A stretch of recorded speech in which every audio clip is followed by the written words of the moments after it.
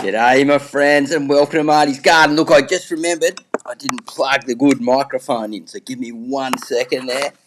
We will get that one in and we'll get a much better sound. Just got to get this into the USB.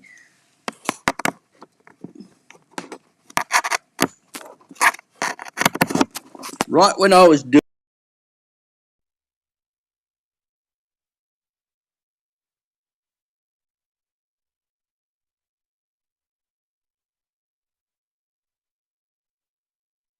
this on here, and hopefully we're coming through nice and clear.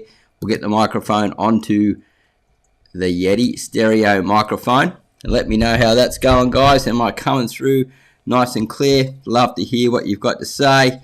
Currently we've got 2 people watching, 5 people thumbs up. We haven't really done a live show for quite some time, right? So there's these sporadic ones where people get an hour's notice and they're like, oh man, can we make it? Oh, we got to do this. Oh, we got to do that. But, you know, all good if you can make it or you can't, or even if you come in late or watch the reruns. Today we're talking about seasonal worm farming. And the reason I brought this forward is because, yeah, we've got these changes of seasons going on here in Australia. We're going into our autumn, which is my favourite time of the year for worm farming. And then, yes, over in the Northern Hemisphere, we're going into spring, and many people are getting excited to get started again or bring their worms back to life or reinvigorate them to start making amazing worm castings to grow more cool plants and, you know, start recycling and just seeing those little habitats build. It's, you know, I've decided to put the hat back on because it's just the icon for the show. And, yeah, I'm happy to be here, guys. So thanks for turning up to another live show here at Marty's Garden on YouTube. Hopefully you've been enjoying the last videos that we had out, but the sound should be coming through nice and clear now. So yeah, all good. Sometimes we have those little technical things, but yeah, all good. Marigold Life sounds great. Sound cut out for a minute. Yeah, we're not just changing the plug, and it's going over. And Barry, good to see you again, loud and clear. All cheers from Queensland.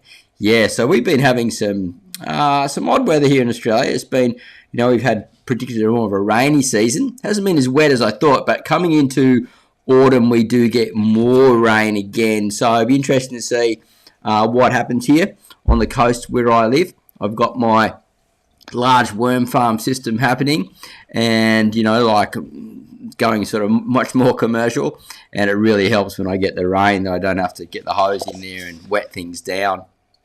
And so what we'll do is we'll have a Q&A more towards the end, like we usually do in the show, for new people that are just sort of popping in to watch. That's generally what we do. We cover the topic first, and then we cover the topic via some questions in Q&A regarding the topic. So as we're talking about that, people can ask questions about what I'm talking about at the time. And then if you've got any worm farming questions that are sort of that are relevant, or just anything to do along those lines, happy to answer them more towards the end. Now the show will run for an hour today, and then I think we're off to buy a little fish tank for my daughter. I've got another one just beside here, got some little shrimps in them, and I want to get some aquatic plants going and test them in growing in the worm cast in the little rocks and things, and see how that goes. So, but we can answer that pretty quickly. Is mold in the worm farm a problem? It can be. Just depends on what type of molds and things. Generally, it's from overfeeding, and they're just not eating the material. So, if it's over, getting too much, then yeah, it's a problem. Just a little bit here and there. Wouldn't be too bothered about it. All right, seasonal worm farming. You can see I've got to get this right that way. Everything's opposite on my camera. You can see me looking into my hungry bin there. I've got all the cartons stacked across, all the egg cartons. Now, that's one of my hacks. If you want to watch that, just type in worm farming hack into my channel, and you'll see and learn all about that. That's a really great way for keeping them cool and keeping the farm moist, because you put the egg cartons at the top, and then you're pouring the water into the egg cartons, and you can sprinkle a little bit of coffee grounds and things on top as well, and that the nitrogen helps break into that, and the worms get into it, feed it, and you just create more and more layers. So a great way to keep them warm in winter and cool in summer, right? It's like a thermo blanket feeding machine, and yeah, I really love that little system, and everyone that's used it has had awesome results. good evening from Owain's Worm Farm. G'day there, how you going? Nice to see you. And Diversity Love, hi.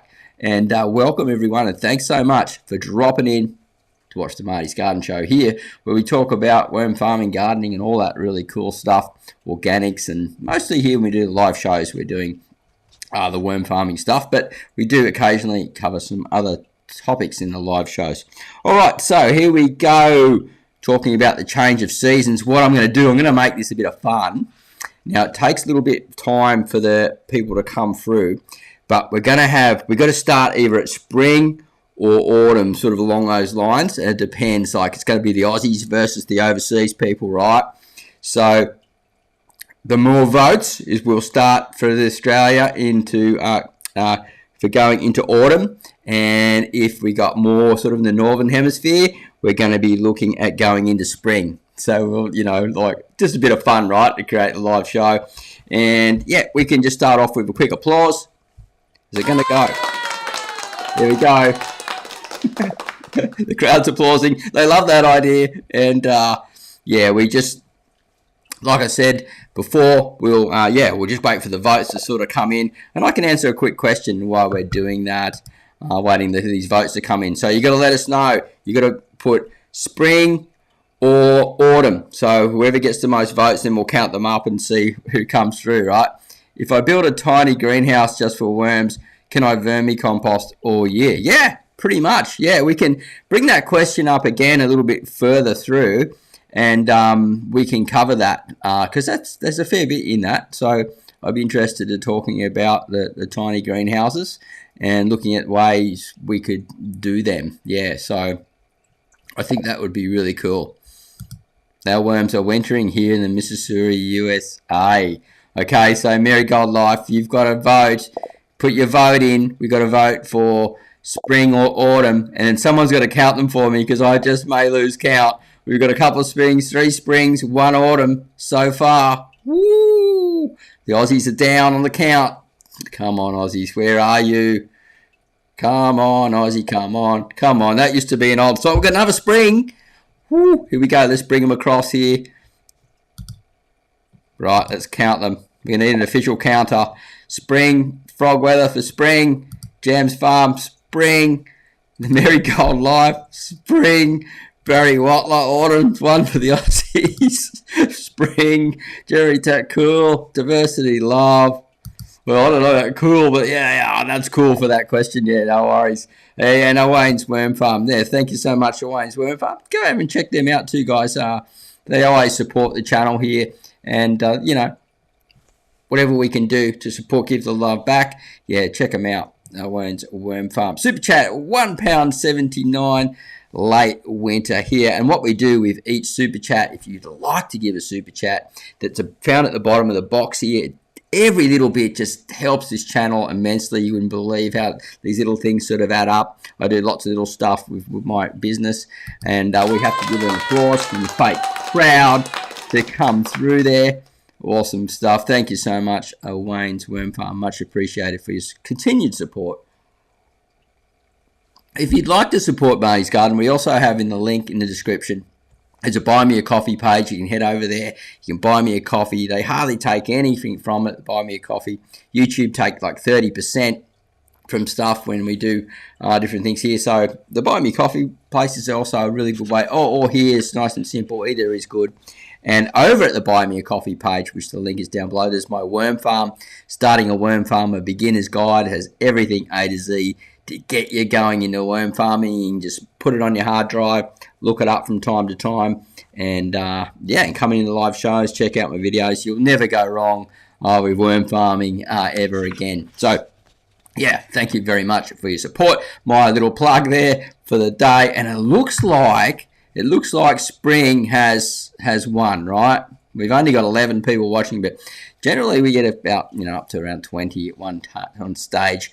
A few more people will roll in soon. 10 thumbs up. We have a little bit of a game where we do the thumbs up versus the people watching. So we like to keep the thumbs up above the higher than the people watching if we can. And so we're at 10 thumbs up on what I can see from my software, and 11 people watching. So it looks like spring is going to be the winner. So Let's give this. What noise can we get for that one? The bicycle horn. It just doesn't seem right. It's like a little clown going past or something. You need like a little cartoon. A clown going past, but it'll do, right? All right. So spring, starting our worm farms in spring. This is where we talk about rejuvenation. This is really exciting, really, because it depends.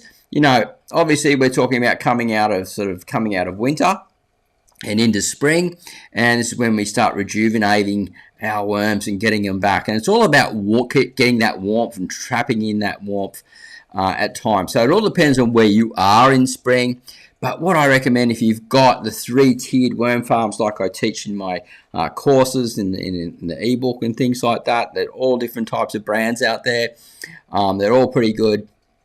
So you're stacking them on top of each other. What you want to do is get them out into the morning sun if you can. Morning sun is just brilliant for warming them up. And then if you've got enough bedding in there, the bedding will get warm and then will cool back down through the day and into the night. It'll get a little bit cool in the evening and then warm back up again. So you're creating this sort of like expansion of warmth. You don't want to have like drastic changes of heat and cold, hot and cold, right? So just think about that. And you also want to be thinking about your beddings, right? So spring is a time for creating new beddings. We should have collected most of our castings and things like that. The worms would be fairly dormant, so we can get them out and start getting them ready into a fresh bedding and get them prepared. Now, many people have their own types of favourite beddings that they like to use. So if you've already got one that works really well for you, do that. I really like mushroom compost as a bedding when it's sort of like 2/3 broken down or a half broken down. It just got a lot of fibre in it, has a bit of old chicken manure in it, has a lot of good bacteria, beneficial bacteria, holds moisture really well, and it creates a good thermo mass. So yeah, and that works really good. So that's one of the ones I recommend. You can also use really old cow manure. That'll do something very similar with the thermo mass, good bacteria.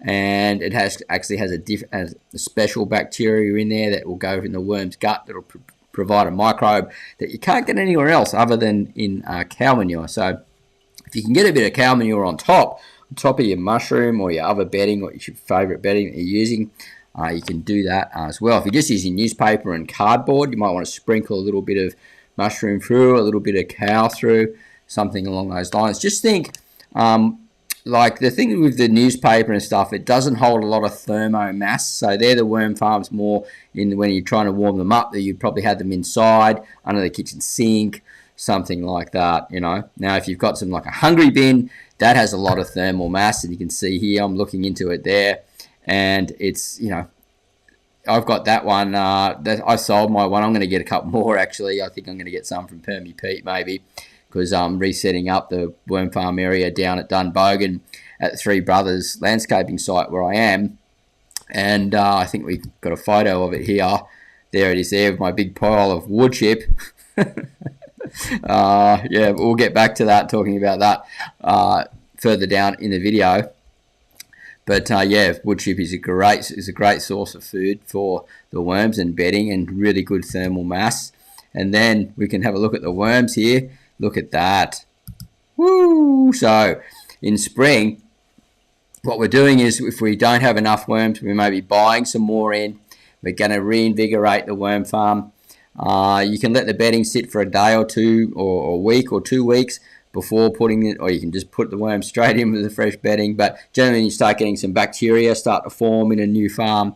That's much better, because there's a food source for them straight away. They start feeding on the bedding and the different foods and things like that. So I'm really into sort of like this good thermal mass and a good sort of like way to create the bedding for them, so they can go down deep and come up high, go down deep and come up high, chase the temperatures, chase the food, chase the moisture, and you'll get better success than having, in the temperatures that fluctuate a lot. Say in spring, in some places you get like a really hot day, then a really cool day, and a really hot day, and a really cool day. If you've got more thermal mass, you'll get better results. All right, so let's have a chat about the spring worm farms we can start getting some questions in about that. What I also want to talk about is, because you're rebuilding the farm, is use that hack I'm talking about, the egg cartons on top, rip up newspaper, create like a leaf litter layer on top of newspaper and cardboard, keep that really moist, and feed a little bit around inside that little cardboard bits and stuff, or just in the center underneath your sort of broken up cardboard newspaper. Maybe a worm blanket over the top if you're into those things to cover it over, and you can pull that back. And so think about layers. So you have the worm blanket on top, you have like your broken down sort of leaf litter stuff, newspaper, cardboard, whatever, and then sort of coming through into your bedding there, and they can move up and down and be really happy. If it gets too hot for them, they go, oh, I'll bolt down, I'll go down here, it's nice and cool and moist, right? And they'll hang down there and get nice and wet. Like, oh, temperature's good now, come back up, feed a bit, drop some cocoons, do some mating, stuff like that. You know, I seem to use my hands a lot today, aren't I? Sorry about that, guys. All right, so what do we got here? We've got 9 people watching, 10 people watching, 12 thumbs up on the Marty's Garden Show here on YouTube, where we're talking about seasonal worm farming, and we've just been covering spring. If you're coming in late, you can always go back and watch the rerun and get that bit. But yeah, we're going to take questions about spring worm farming now, and we want to thank Wayne's Worm Farm. They're almost like a sponsor for us. They're here all the time and throw super chats. So thank you so much for that again. And yeah, man, I tell you what, we had some really cool stuff come in. Hey, mate, you turned up a bit too late. If you voted for autumn in Australia, we might have had one more closer for the vote. But so now we're talking about spring, mate. Down under, fella, Marty. Yo, got my, it's a bit early for a beer yet, but we got our water here. Trusty water, no Coca-Cola today. Trying to cut down on the Coca-Cola, even though I only drink a little bit. It's just don't know why I love it so much, but I feel guilty when I drink too much of it. How long until microbes start working in my wormeries? Well, that's a good question. So, as soon as you sort of, your material starts to break down and you're getting bacteria, and then the bacteria, the worms are feeding on the side of the food where the bacteria is, it's going into the internal system of the gut of the worm and hitting the grit and stuff, and then passing out through into a little worm casting and becoming a little microbiology bomb. Then you'll know that you're starting to get better. Now, I've got these big systems.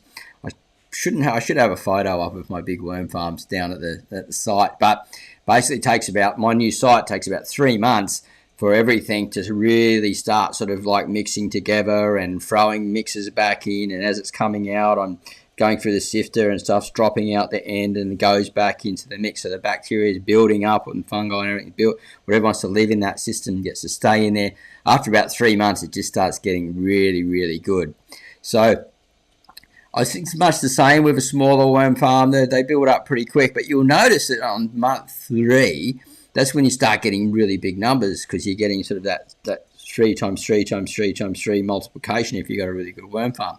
So I would say after about a month, you're getting some pretty good bacteria into the farms.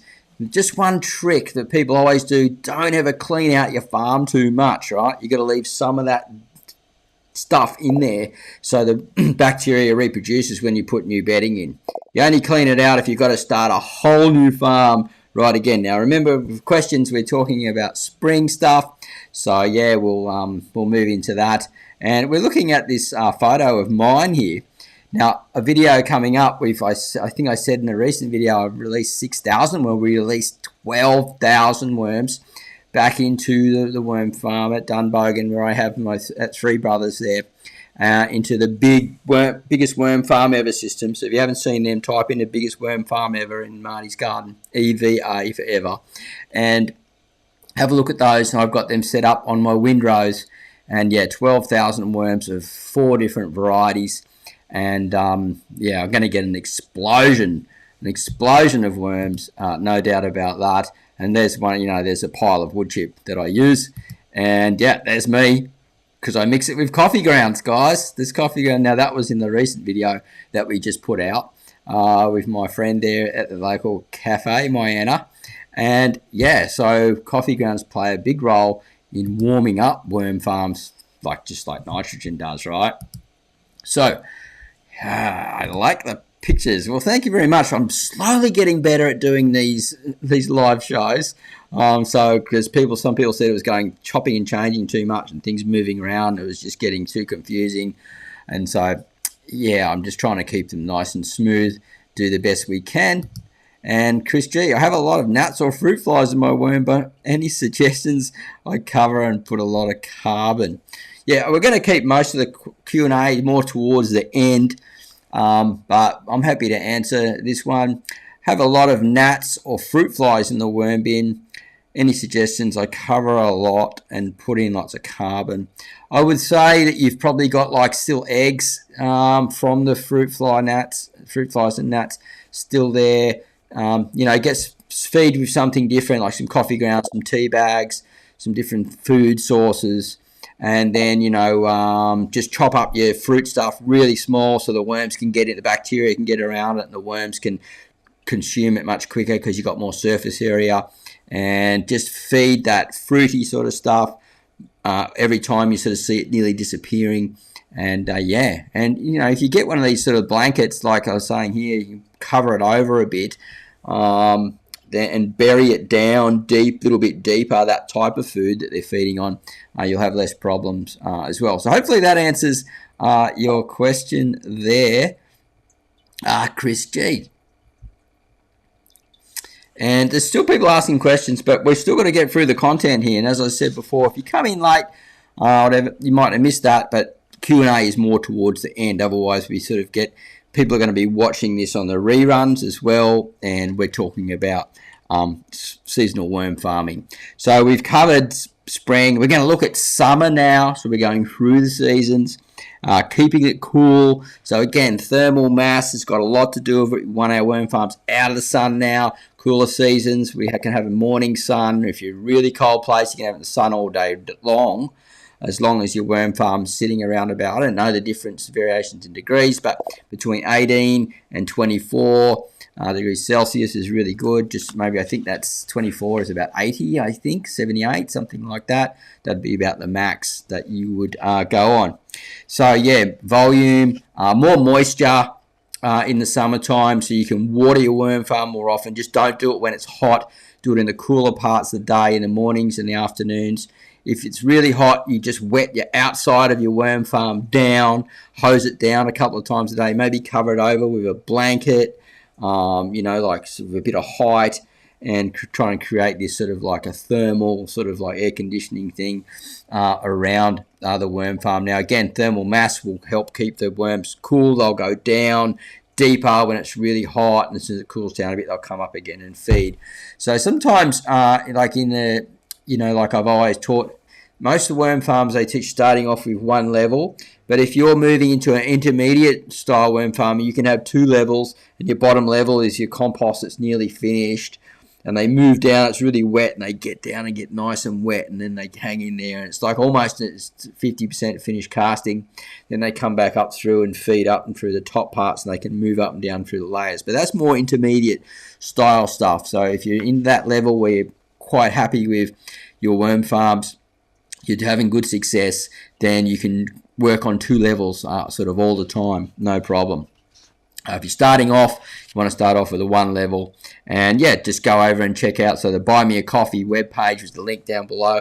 Got the ebook there, Starting a Worm Farm, a beginner's guide. That'll help you right through the whole thing. There's also a join button here where you can watch videos, pretty much the same thing that's in the ebook. You can become a member here. You can also become a member over at the Buy Me Coffee place. But there are videos in the join button, which is you'll find somewhere.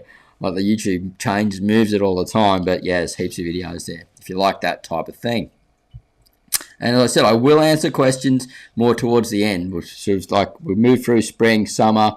Okay, so I've just been going through summer, and I've just kept my worm farms in the shade, and they've done fine. Plenty of thermal mass, and a lot of like in summer, I like to not harvest too much of my castings until more towards the end.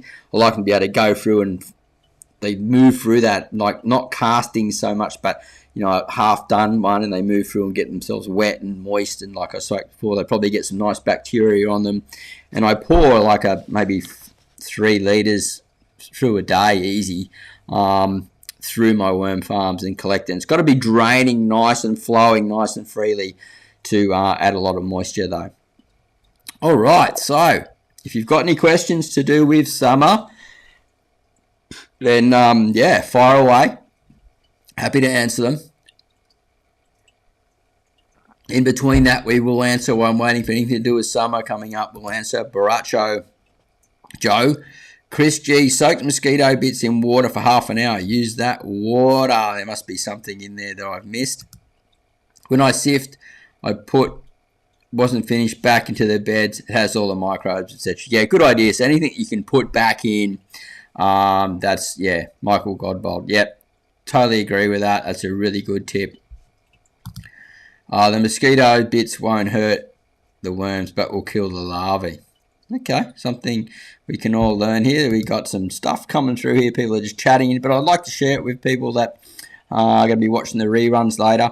My trick for flies is to mist a price of Tule with neem oil blend and tent it over the affected areas. At night, I shine a light on the Tule and it catches the flies. Would that work? Yeah, some good conversation stuff going on. Chris G, thank you. You are very welcome there. And yeah, congratulations everyone that's gotten through the winter and you've got your worms through. Owen's Worm Farm. Forgot to tell you, Marty, but I've got a shift at my local rugby club tonight. So I've got the 10 of my loyal customers watching your show with me tonight on our smart TV. I got to applause that. That is way cool. Marty's Garden on at the pub tonight. Yes, the local rugby club. They'll probably go, boo, hiss, where's the footy? But we'll see how we go, eh? Thanks for sharing that, mate. And yeah, have a good night at the club there. Good evening or good day to you all. Yeah, it's all different times of the year. And I don't think many people are going to have questions about summer worm farming because, you know, we're finishing up here in Australia now in the summer. And yes, you guys are still a fair way from summer yet. So just, you know, you can always go back and sort of watch this rerun a bit about what I said. But mainly thermal mass, just getting your bedding right. All right, autumn. Dun, dun, dun, dun, dun. Autumn is my favourite time, my favourite time, my favourite time. I don't know why I made up that song. Watching Dora the Explorer with my daughter last night, sing songs about everything. I think it created some mental damage in my thing. But autumn is an awesome time for me because I just get, my beddings are really good. I've been going through and building these beddings through the summer. And then what happens, I get more of a stable temperature and the worms just breed like crazy and I get lots of cocoons and yeah, and so I can really build up my numbers. And that was one reason why last week, well, because you haven't seen the video yet, but I released those 12,000 worms into my big worm farms ever for some major breeding going on into this autumn period. We're going to get some good fresh rain going into the farms, into the windrows. And yeah, I'm selling compost as we speak down from there on Saturdays. I won't be there this Saturday. I've got to go and de-rust the car. I got a friend of mine was spraying it, the old trusty ute. Keep that going. It's got the Marty's Garden logos on it. We'll keep that going for a while yet.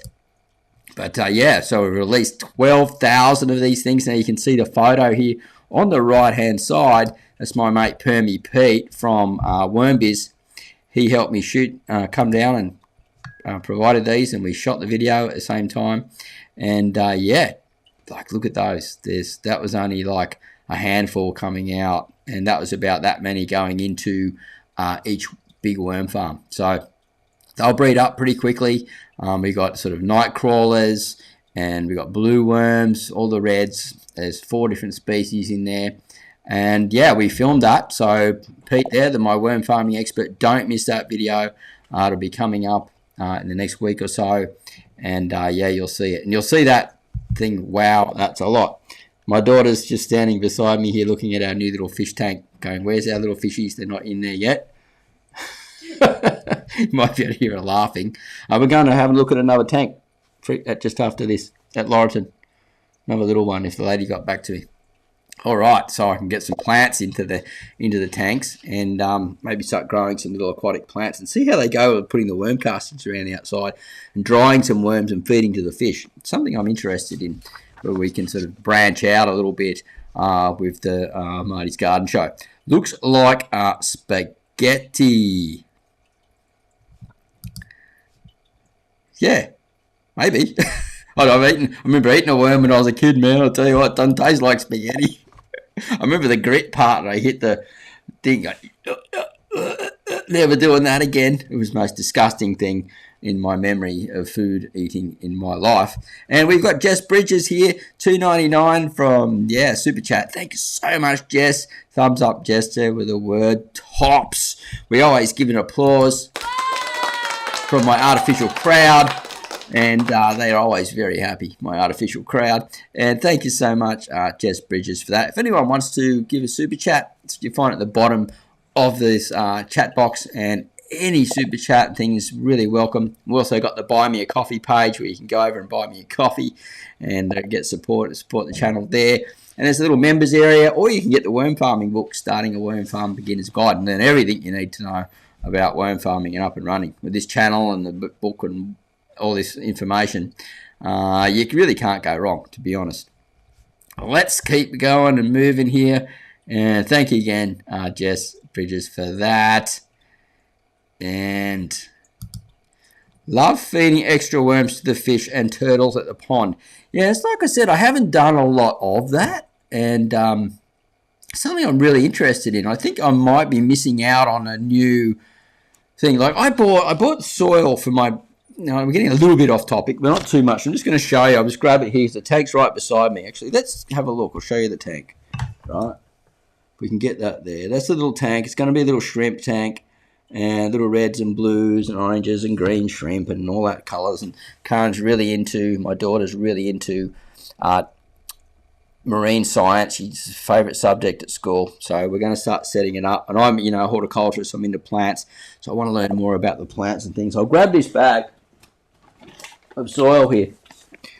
Now that bag there, what is it?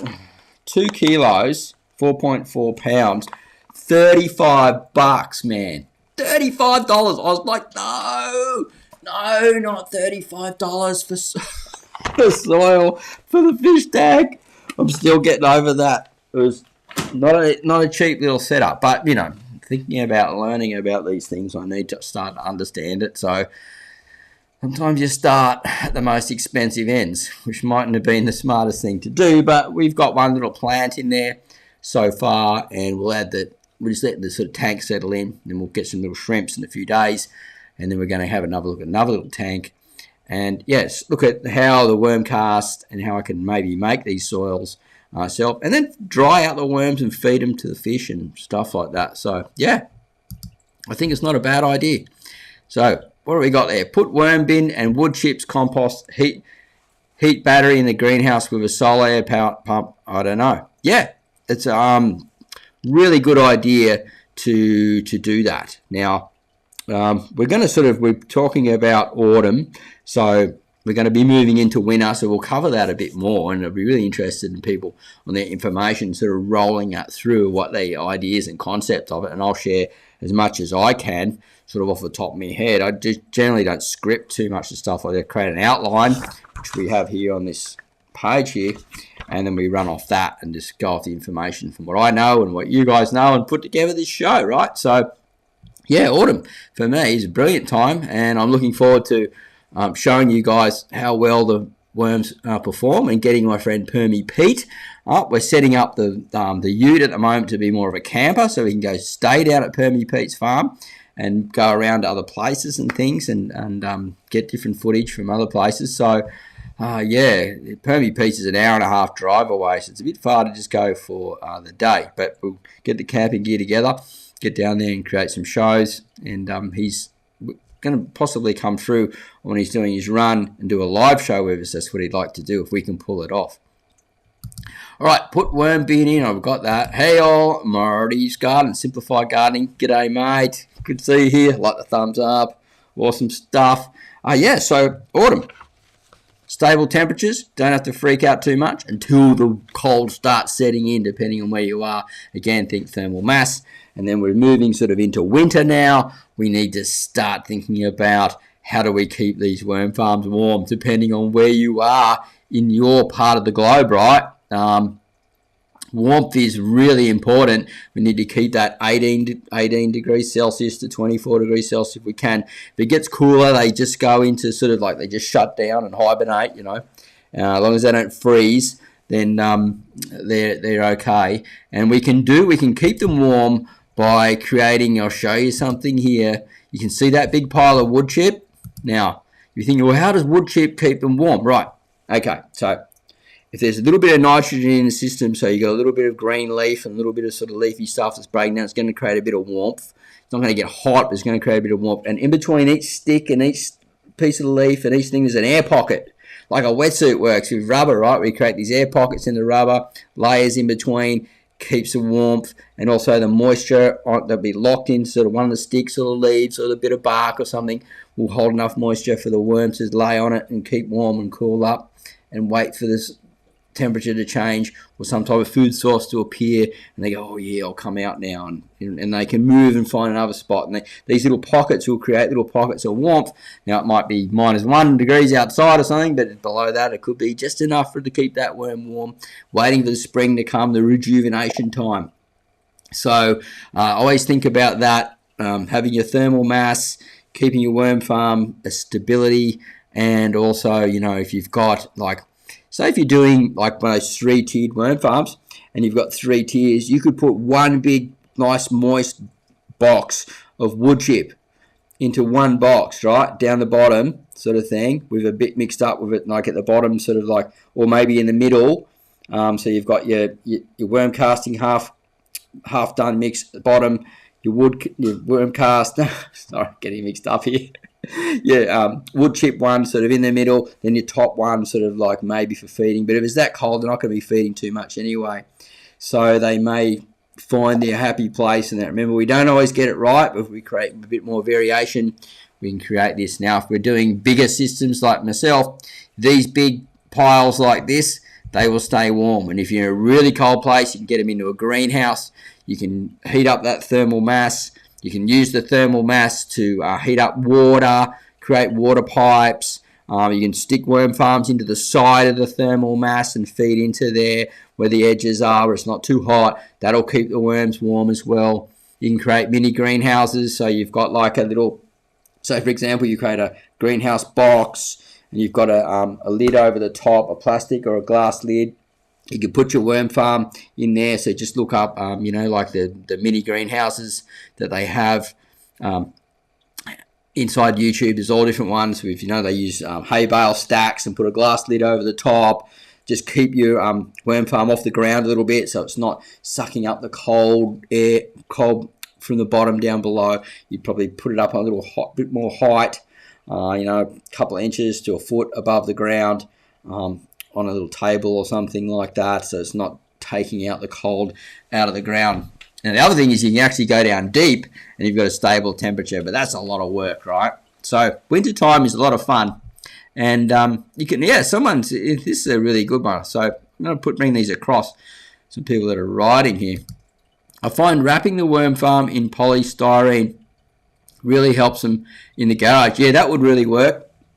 Also the bubble wrap, people use that. I don't get very cold here, so I don't have to worry about it, but bubble wrap, I've seen that being done. That creates that little thermal mass that I was talking about, little air pocket in between each little bit of bubble wrap. That works really good. And so awesome stuff. If the worms are in smaller bins, use a seedling mat. That works well too. Heat mat underneath the tote bins. Yeah, so if you can get some type of heat mat, that would really help. And just, I don't know how they work for electricity, if they're expensive or whatever to run, but just look at one that's, you know, a bit cheaper to run, I guess. Fresh manure hotbeds could be to keep the farm above 2. Yeah, so anything to do with nitrogen, fresh manure is awesome, because it's breaking down. If you're mixing it with, like you can see in the back there, that wood chip that I've got there, like I've got mushroom cow and the wood chip blend. That becomes my humus blend before it goes back into feeding another part of the worm farms as well. That gets quite warm at times and works really good. I put it around the outside of my biggest worm farms ever and keep the big worm farms warm in the winter that way. So I'm building mass around my big worm farm here. Like they're big barrel ones, right? Like a big open round compost bin. I put it around the outside, the wood chip and the manure and coffee grounds I throw in, and heats it up really good and keeps it nice and warm. Anything that comes out that are around the sides as well, the worms go where they want to be on the pile. And as long as you're not turning the pile, if you turn the pile, it's hot, and you throw them into a hot spot, they jump. So I've done that heaps of times. They're done like that. So you just got to be a bit aware on what you're doing sort of with that. All right, so yeah, winter time, really, really cool. And so if anyone wants to throw anything in about winter, please do so. Any tips, tricks, any questions that you may have, and we'll move straight into the Q&A, guys. Yeah, it sounds like a lot of fun, and we'll keep going. I think we're going from 9:30 to 10:30, so we've got a little bit longer to go yet, and then we will finish up. So we've got basically just under 20 minutes left on the show. So yeah, anything to do with the seasonal worm farming questions, anything you'd like to add, and also any worm farming questions that you may have for the moment. All right, on the rocks and in the soil, Michael Godbold. I piled layers of green, coffee and fresh grass clippings and sawdust, and it keeps it warm. Yeah, that whole breaking down thing. Make a really good material and a really good bedding that over time. I've seen them just like when people have had like piles of green grass, and somehow the compost worms have just turned up and in that pile. Yeah, keeping warm just in the green grass, where from the lawnmower cuttings. I've seen them do that. Yeah, so yeah, good way to do it. The green grass has got a lot of nitrogen in it, right? So it'll get quite warm at times. So any questions, please fire through. Happy to answer them for you, and stoked to be here on a Sunday, even though it isn't normally my day off. Today we haven't had a live show for a while, and people have been asking, when's the next live show? And I'm thinking, when I get some time building the new business down there at Dunbogan, where you can see like the wood chip pile. Like I said, I'll organise a better photo and show you guys something to do with, the back. I think I need to do a live show down there if I can get a good connection. That would work, but I've only got the sort of phone, maybe my daughter's iPad. We could sort of use that maybe. Maybe that would make a better live show down on site. I think that would be pretty cool.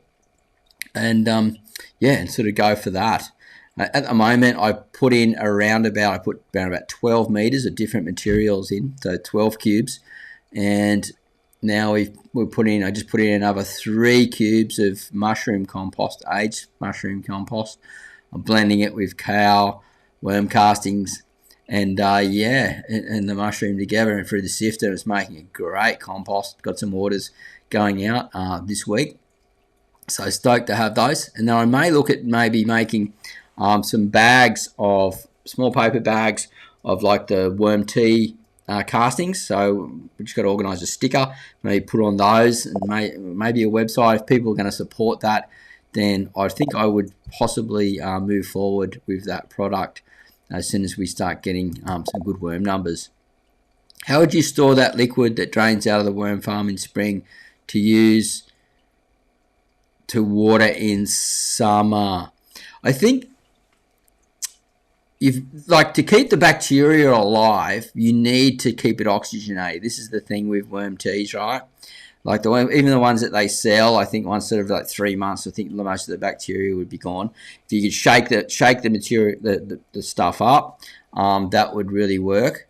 Other than that, like some microbes actually do stay alive even when they get frozen and things. So I'm not a soil scientist, so I can't really say, but oxygen is the life, right? So if it starts going sour, the bacteria changes and things. So you just sort of got to look at that.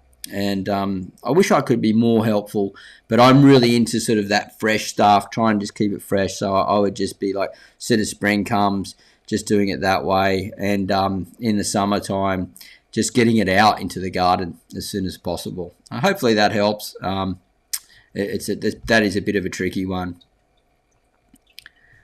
Diversity love. In winter, I plan to cover worm bin with a Chinese greenhouse blanket. A blanket made of weed barrier and straw over green. Oh, that's a great tip. I didn't even know that product existed.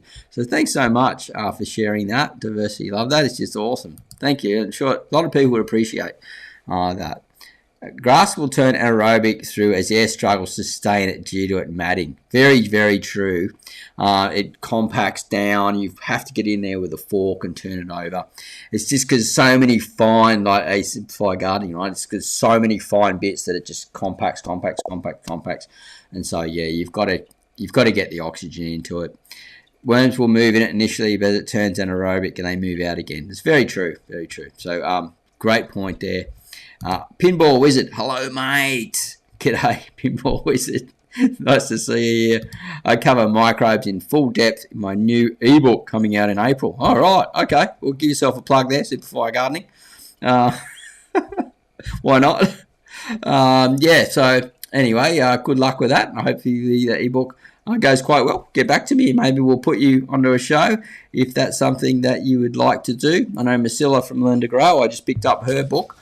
I support every other people on YouTube that doing what they do. So Microbes in full depth, a new book coming out in April from Simplify Gardening. Has anyone else got anything to say? Pinball Wizard, he comments on every video that I make, so thank you so much for that. I really appreciate that. It's really good having you as a part of the community. Thank you so much. We're heading into how many minutes we've got left now? We've got 19 people watching, 19 thumbs up. I am sure there's got to be some questions from you guys moving through here. I really like this one. We're going to go back to this one. I planned it with Chinese greenhouse blanket. I really want to know how that goes. So please, if you're around, like watching these shows or commenting on any of my videos, because I read every comment. We're only at, I'm only at 22,000 subscribers nearly, but I get a chance to answer all my, because people think of me on big channel. I'm not really, like people with millions and things. They can't answer every question. I get in and answer nearly everything that I can. And I had some people come down all the way from the Gold Coast. They were visiting their daughter here, come and saw me at the work site yesterday. And I knew exactly who they were when, they put out and they told me what their handle was. And Jay, is it Jay? And a lovely lady supports the channel and come and bought some product off me. So, yeah, awesome stuff. Now, getting back to this one, right, pod layers of green coffee and grass clippings and sawdust. Because there's not a lot of big blocky stuff, you might want to add some sort of something a bit thicker as well to just create it more blocky and get more airflow in. Otherwise, you have to turn that quite a lot. I know the moisture would suck out of the grass into the sawdust pretty good, because sawdust takes ages to pick up moisture. But yeah, that's what I recommend. If you can get something else in there that's just a bit more blocky in structure, I think that would work quite well. Oh, 42. Yeah, sorry, mate. Getting a bit off track there. I do have 42. Yeah, that's I I'm losing words now, but look, I've been around for a long time, and a lot of the subscribers don't come back. They come signed up for watching microgreens and all different types of things and farming stuff and many different reasons.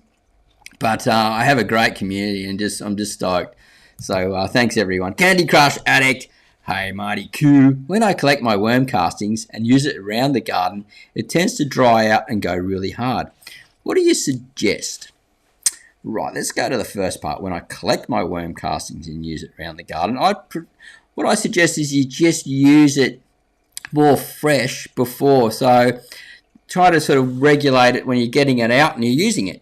You get out and you use it, sort of thing, And if you've got mass amounts to store, what you want to do is, I use those 10-gallon buckets and I drill a whole lot of holes around the top and in the lid, so I've got airflow going through for the and I keep it at around about 60% moisture, or 50% moisture. So it's sort of, you touch it, you can grab it, and you can still sort of squeeze it together, but it falls through your hands.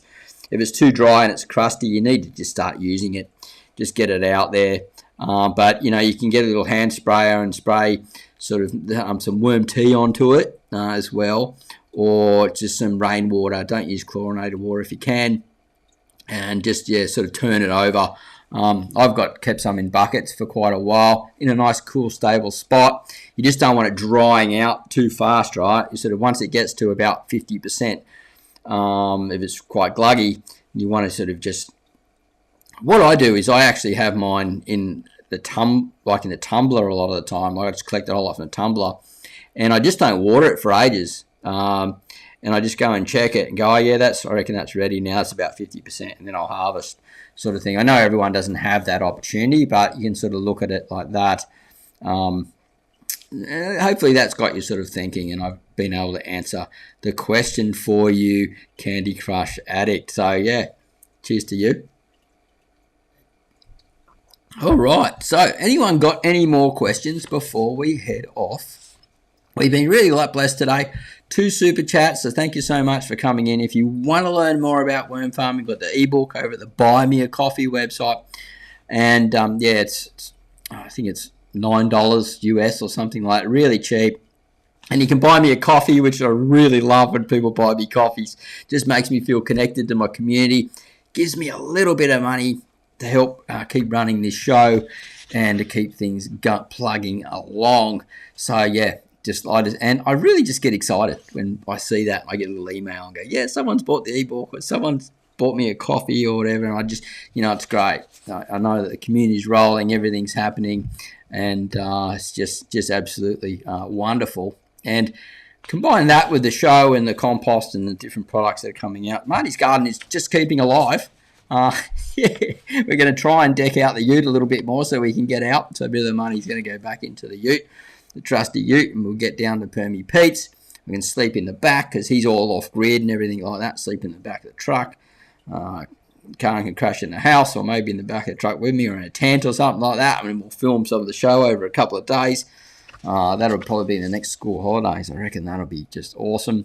Get all the rust work done on it, and exciting time. So what we've got coming up on the show is sort of like we're releasing those 12. Permy Pete turns up with the 12,000 worms, and I'm just giving you sort of a rundown on what's going on down at the site at the moment.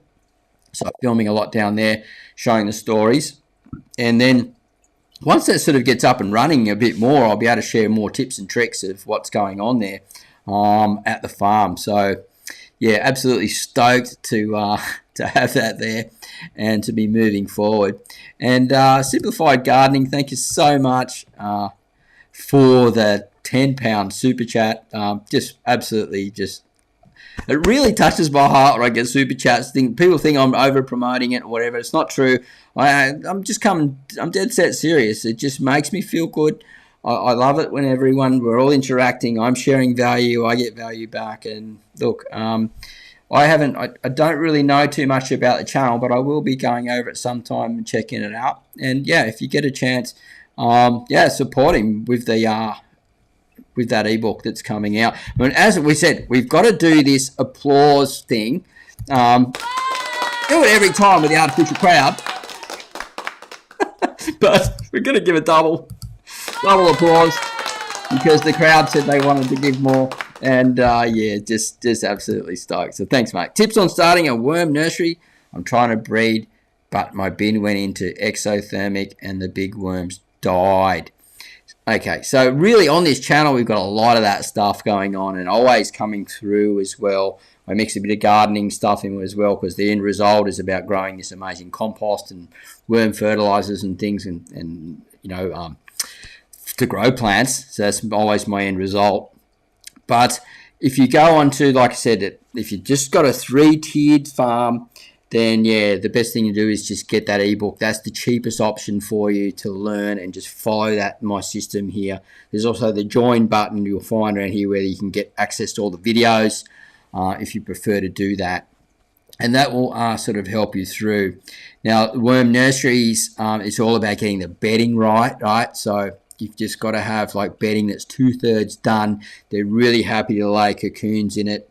And so you almost like where you're going, oh, wow, it's nearly ready, the bedding. That's when they start laying a lot of cocoons.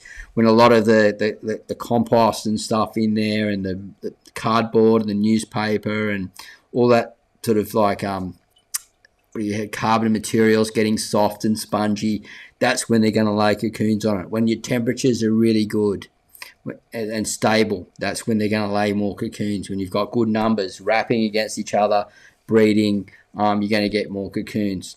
So maybe in the future I might need to write something up. I might even do something with Permy Peat, maybe a little product or one on my own. But I think the worm farming nursery is definitely a next step that we can do. But if you follow the systems that I teach and you get everything right, then the worms are happy and they just breed, So hopefully that helps for now. And I've got your name spoken correctly there. 21 people watching, 26 thumbs up. Thank you, everyone. If you've come in late, we've been talking about seasonal worm farming, covering all the tips and tricks from everyone here and answering questions during this live show.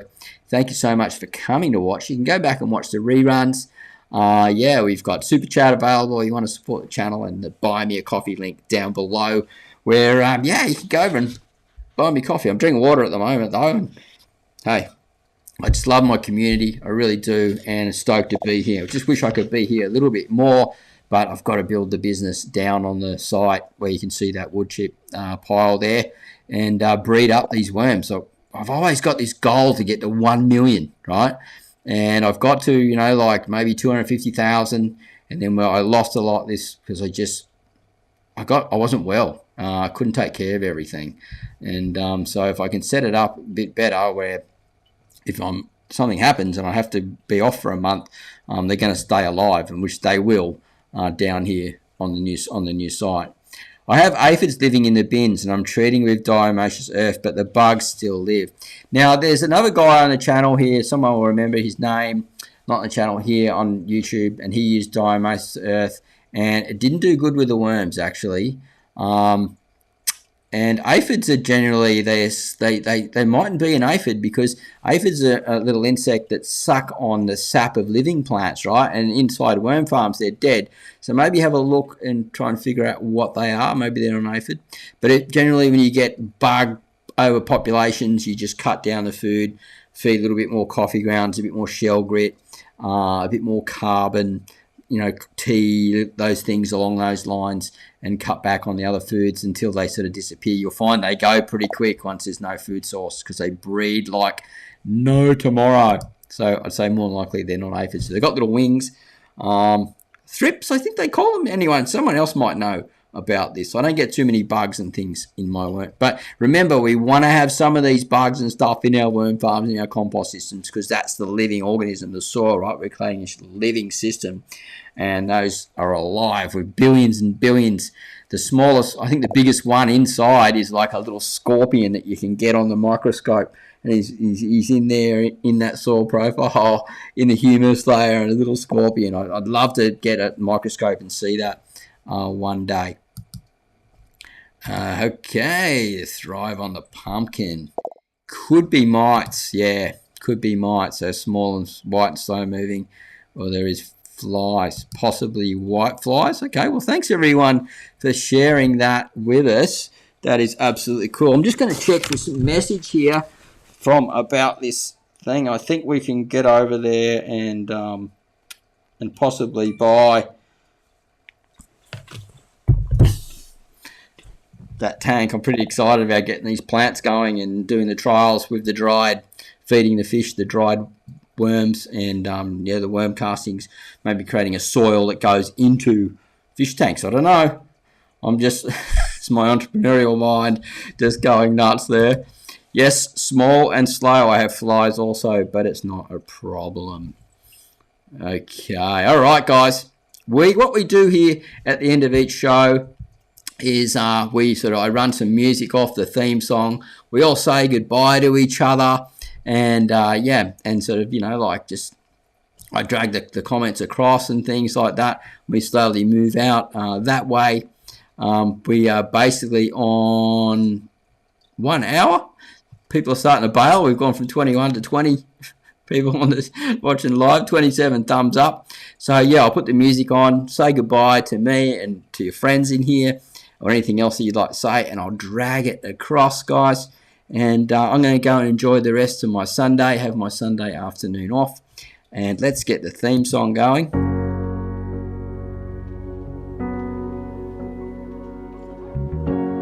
Cool stuff. I'll drag it across. Remember to send your comments and say goodbye, guys. The sun is warm, there's a gentle breeze. All the birds are making homes inside the evergreens. The air is clear, with our loved ones close. You can pick out every star without a telescope. So beautiful to see how we have changed. In time, you know, everything we've lost comes home again, and I will grab onto your arm a little stronger than we were before. I've missed your face, has it been that long? Looking forward to a fire and a sing-along. Let's stay the same as the children grow, and teach them all the simple things we thought we used to know. So beautiful to see how we have changed. In time, you know, everything we've lost comes home again, and I will grab onto your arm a little stronger than we were before. In a world, in a day, we are all brand new, and it's love that we're fighting for.